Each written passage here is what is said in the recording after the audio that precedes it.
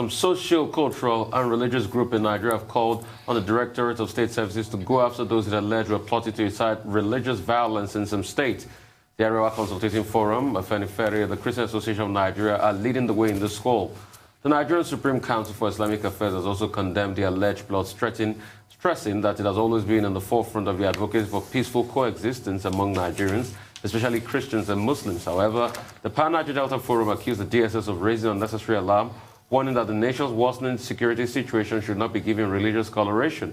These reactions have come in the wake of a statement yesterday by the DSS in which he alleged that there was a plot to incite religious violence in Sokoto, Kano, Kaduna, Plateau, Rivers, Oyo, and Lagos, and some states in the southeast. The statements by head public relations officer, DSS Dr. Peter Afenaya, also warned that some worship centers and religious leaders may be attacked. It accused some people of working with external forces to incite religious violence in the country. What is all this? Make sense of it for us, Adesua. Well, let me begin by the alleged uncovered plot by the DSS. I think that if this is true, then it is good work. It shows that in the midst of the many security challenges that we have and the lack of resources to prosecute and tackle this hydra-headed problem, we have the capacity to gather intelligence. Now we must use it judiciously. I say that because on the flip side, and I come to the statements that have been issued by some of this group, on the flip side, there are those who have raised concerns that hope this isn't the first step to persecute those, especially clerics, who have been vocal against the administration of the day. If that is the situation, then it will be bad and it will look terrible for the DSS. They are the intelligence gathering agency of the country. And it would be bad to put them in a situation where it then becomes politicized or colorized their intelligence gathering capability. So I do share in that sentiment if people say you have to get this fact right. But again, it is commendable work that we have the capacity to gather intelligence. Commendable work? Well, we can't be commending the Department of State Security for doing what it is set up to do.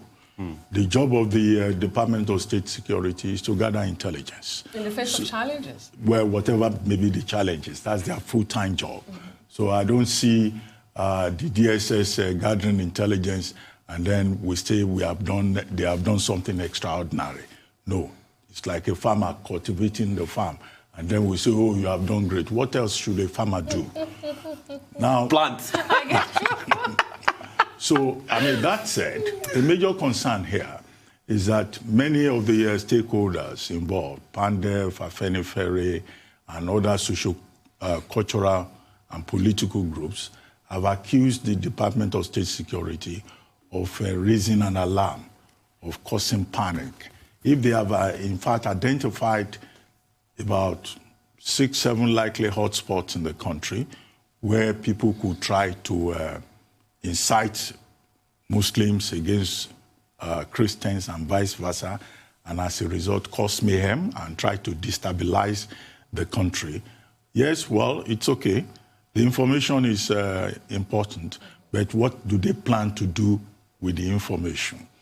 Now, Dr. Peter Afunaya, who is the spokesperson of the Department of State Security, says that the DSS is going to collaborate with sister agencies, and by this, I imagine it will involve other intelligence units in other security agencies, including the Department of Military Intelligence, including even the civil defense, which is within the communities and which is likely to have also information and may also be on the ground to assist.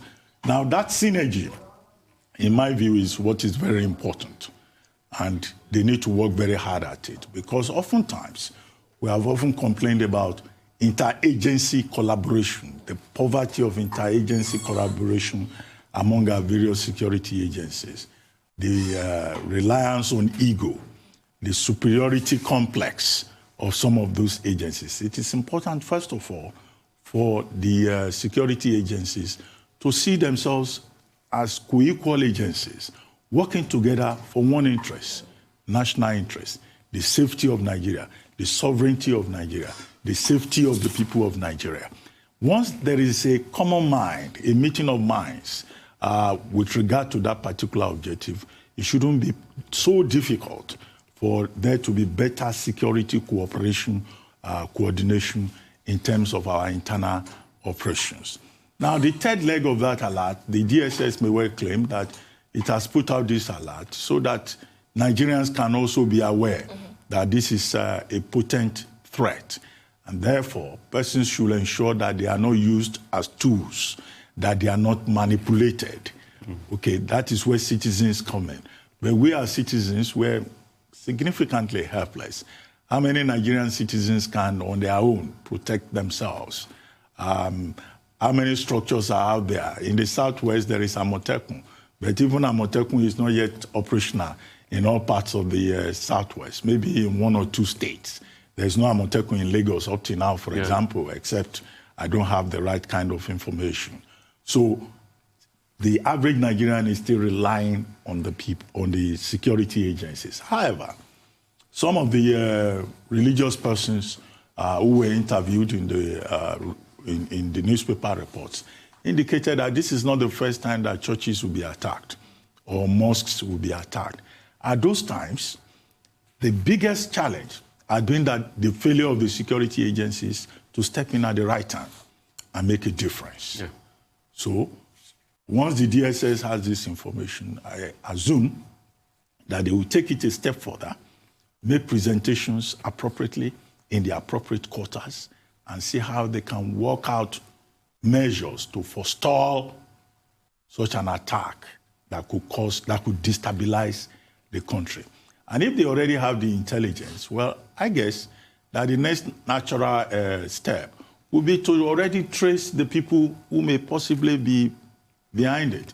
If there are cells, to locate those cells, and then go ahead and preempt those perpetrators, those plotters. But preempting that should not now become an attempt to target certain individuals. There must be concrete evidence. And, you know, to the extent that the whole objective is one of securing the country and making everyone safe, then you can say, well, they should just go ahead and do what they are supposed to do. They should do their job, right? Yeah, you know, if the purpose is just to come to the public to lament that this is going to happen, well, no, lamentation is not part of the work of the security agencies. They are supposed to protect us. In fact, let me quote Ugandan frontline politician Robert Kaluyi, popularly known as Bobby Wine. He said, this is not the time for lamentation. This is not the book of lamentation. This is the book of acts. This is not the time for the DSS to act, not to open the book of lamentation. All right, and that's all of these headlines. Let's take a short break now. When we return, we'll have Michael Wilson, this one, Bora, Aaron Akirila, to give us updates on global business, COVID-19, sporting activities across the world. Stay with us. We'll be right back.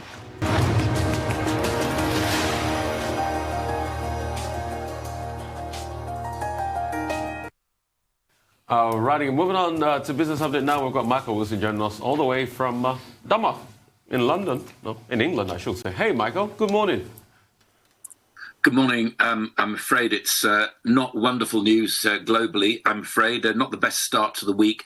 COVID anxiety creeping over everything right now. A number of countries, as you know, are seeing cases rising quite rapidly, and it looks like it's going to be a very difficult, from our point of view at least, a very, very difficult winter here in Europe. Political distractions subsiding. I suspect that focus will maybe now drift towards the pace of vaccine inoculation. We'll see. To Asia first then, and Malaysia's stocks down. They fell on Tuesday. The King has declared a state of emergency there to last until August the 1st. That's quite a lot. That's 8 months away, as the country steps up measures to curb the spread of COVID-19. Some car news from China. Just wondering if shares, this is the Shanghai-based company NIO. They opened at a record high yesterday, and people are wondering if this is going to be the new Tesla. A number of Wall Street firms have certainly gone along for the ride, and analysts from Bank of America and Deutsche Bank are saying that this is indeed a possibility. JP Morgan lifted its target to $75 a share. I know it doesn't mean a great deal without any context, but that's the highest valuation on Wall Street so far. Staying with China and further crackdowns with Jack Ma on his Ant Financial Group. We talked about this before Christmas, and what China's now doing is corralling its Ant Financial Consumer Group and other fast-growing parts of Jack Ma's empire into a new financial holding company. The Chinese are describing it as a rectification program. Basically, what it's doing is putting Jack Ma firmly under the regulator's thumb in China. So it's seeing that it doesn't like a company like Jack Ma's outgrowing the state itself. Overall, Asian shares mixed. Japan rose a little as Tokyo returned after its extended weekend. So to the United States and that impeachment, yes, indeed, against Donald Trump for a second time, charge of insurrection, its move of a last-ditch effort to force Mr. Trump out. As he's going in any case, I mean, some commentators here are saying this is a bit of an empty husk, quite honestly. It's disappeared. And I think investors are now moving away from that and looking towards new stimulus hopes from the new administration. But that means, of course, that yield goes up on bonds and doesn't make therefore equities that attractive. So markets in the balance, really. And also tech stocks suffered yesterday after further views that there might be some kind of carve up between the big tech stocks in the United States. It is, however, the earnings season there. We might get some surprises there. The fall in stocks yesterday, just to put it absolutely in context, there's been a lot of chatter that equities are looking so lofty that a downside wasn't a surprise. I think that's probably about right, really. Speculation about the stimulus plan and so on, which I've touched on. But stocks fell on both sides of the Atlantic yesterday. I think the context of this is to reflect against the kind of highs that they've got to, and whether you think that's actually worthwhile right now and intrinsically worth anything. I suspect not, and therefore a little pullback. No big problem there. Big problems though in the United Kingdom. Retail sales, the worst since records began. They began in 1995. So those crowds you're seeing on those pictures there do not exist anymore. Those kind of high streets and so on are completely deserted right now. It should read UK shopping worst on record rather than US, but I'll leave that with you. Yesterday, Boris Johnson said that Britain was in a race against time to roll out COVID-19 vaccines as deaths hit a record high once again. And his top medical advisor, also added that the pandemic's worst weeks had still yet to come. So we'll see about that. Bitcoin. Now, we were talking about Bitcoin. Again, I haven't really changed my view about it, but again, it's down to individual investors. Not been a great 24 hours. Market cap collapsing by 20%. Now, if under normal circumstances, anything collapsing by 20%, you'd immediately mark that as being in correction or bear territory. With cryptos, well, different ball game, really. I think, though, I wouldn't get too excited about this. It's extremely volatile, and authorities, particularly here, are warning that it's not a great investment. Time for some profit taking, possibly in oil. It could be the commodity prices there are actually falling slightly, but we'll see. And gold has fallen hard once again. A bright start to the year, but obviously with yields as they are on US bonds, the movement of gold between bonds and equities is a fairly traditional one, not doing too well. So about 1,900, but not getting to that 2,000 level. Right, Michael, two quick questions. I had this question yesterday on my mind. And just for you, at first, just quick piece of advice. For you to be able to understand Bitcoin, just always put your mind in something called the steroidal territory. You know what it feels like being pumped on steroids every time? Because the Bitcoin market is obviously like steroids every time. I wanted to ask this yesterday about what will be the future of Boeing. Another aircraft crash happened in Indonesia, and it was a Boeing plane. And you know they're just trying to get Boeing back on track after that great attack that happened because of some technical difficulties in their plane. What will be the future of that? And also, the business implication of what happened on the Capitol A couple of business owners in America have come out to condemn what happened on the Capitol. Some have not come out to condemn what happened on the Capitol. What is the business implication for those CEOs that have not come out to take a stand at what happened on the Capitol? Okay. First of all, Boeing, that plane that fell out of the sky actually was 27 years old, and the technical parts of it are not the same as was thought to have caused the more recent Boeing crashes. So therefore, I don't think that will have an impact on Boeing's share price. It may have done yesterday, but that will be a passing thing. I think many more people are looking forward towards the faults that are supposed to have been rectified in the newer Boeings, and to see how they actually fight, because they will still continue to be the workhorses of the airline and indeed of the airline industry, given that people are moving away from larger jets. As far as business implications are concerned, so we had two big banks, didn't we, JP Morgan and Citicorp, saying yesterday that they would no longer support the various parties in particularly the Republicans, and particularly not in front of the midterm elections, which are 2022.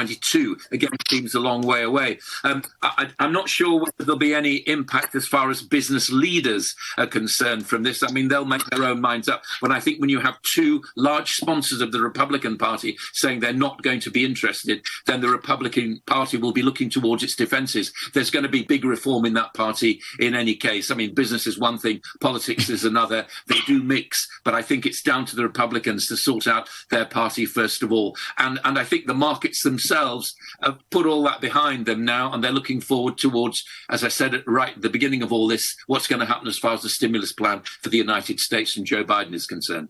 Well, Michael, I mean, you talked about stocks falling, but I wanted you to comment specifically on what happened to Twitter stocks yesterday. It fell by about 12%. The company lost about $5 billion. And we're told that this has to do with the decision to ban President Trump permanently from Twitter.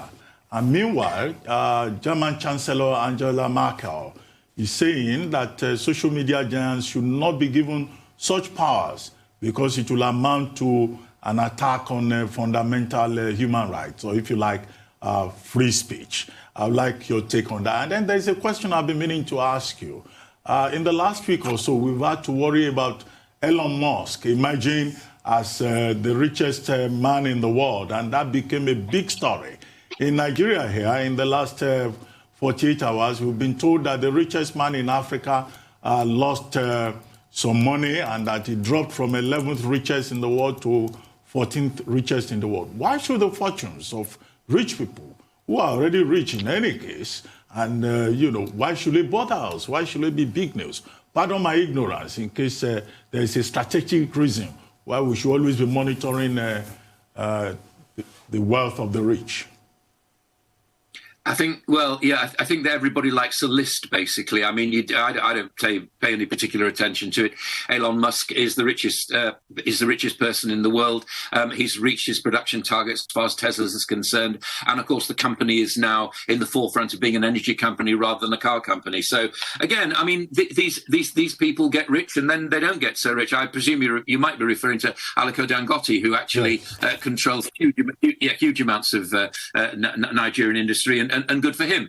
He actually has made his name, hasn't he, as also being a bit of a person who protects the workers, tries to, shield his businesses with a bit of good works here and there. He's tried to become a bit of a philanthropist. Haven't seen that so far from Elon Musk, but maybe he will be. I think that's what you get when you get to that kind of super rich stage. It's not so much about the position in the list. It's what you actually do with money that you just simply cannot spend. I know it's difficult for us mere mortals to understand that. Some of them earn so much money they couldn't possibly spend it. They used to say, for example, when Bill Gates was getting richer, that even if he wasted time picking up a dollar bill from the pavement, in that time, he would have actually made much more money than the dollar bill. So he might as well leave it where it was. I mean, that's the kind of ridiculous state that we're in right at the moment.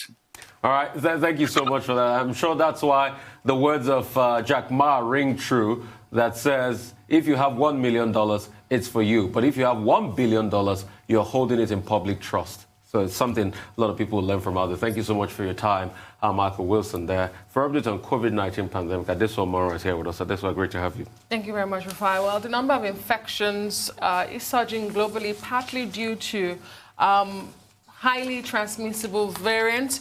The UK strain has now been recorded in at least 40 countries, and the South Africa strain has been recorded in at least 6 countries. This comes as there's mounting pressure on governments to balance lives and livelihoods. Well, here in Nigeria, another 1,244 cases of COVID-19 were recorded in the last 24 hours. According to the statistics, 774 of them were in Lagos State alone. The country has now recorded 1,361 deaths. And yesterday, the PTF held its weekly briefing. Let's take a look at some of the highlights from the briefing. This includes the review of resumption of schools. It had earlier been reported that schools should resume on January 18th.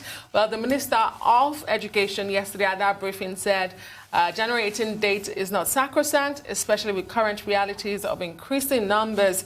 Also, to further increase access to COVID-19 testing, the country will roll out rapid diagnostic test kits in 5 health facilities in the federal capital, Abuja, and will then scale to other states from February this year. Now, this is a boost, because earlier in the pandemic, countries were told to not rely on rapid test kits, but the PCR test for accuracy. But recently, WHO had given approval for rapid test kits to be used for surveillance. So we should see perhaps the true state or the true situation of things in Nigeria with these rapid test kits being rolled out. First in the FCT this week, and then later next month, we should see it in other states.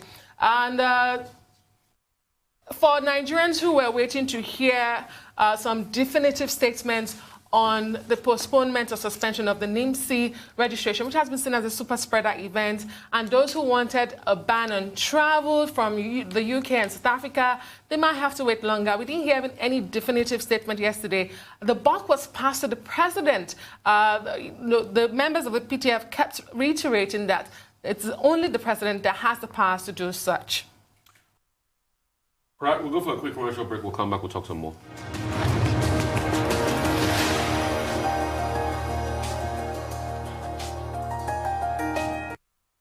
All right, welcome back to the Morning Show right here on the Rise News channel. Over now to Adesuwa Moro.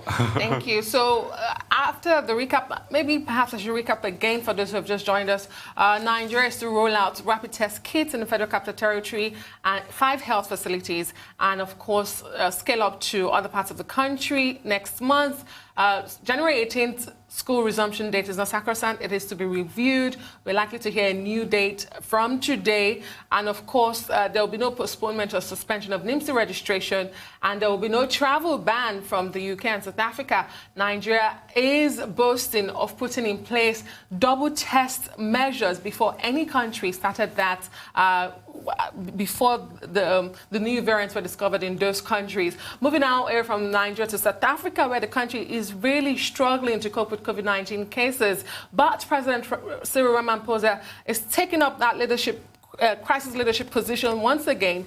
Yesterday at the televised broadcast, he announced that 20 land borders to neighboring Zimbabwe, Mozambique, and Lesotho will be closed for general entry and departure until February 15th in a move to curb the spike in coronavirus cases. He said other measures would remain in place, include the banning of alcohol sales, closing bars, enforcing a night curfew, and limiting attendance of public gatherings, including church services and funerals. And finally, Beijing has given the green light for the international investigation team from the WHO to come and carry out investigation to identify the origins of the COVID-19 pandemic. The WHO is happy with this. According to China's National Health Commission, the 10-man team will arrive on the 14th of this month. And the World Health Organization is insisting that this is not an investigation to blame anyone, to find culprit, but actually to find answers. As experts say,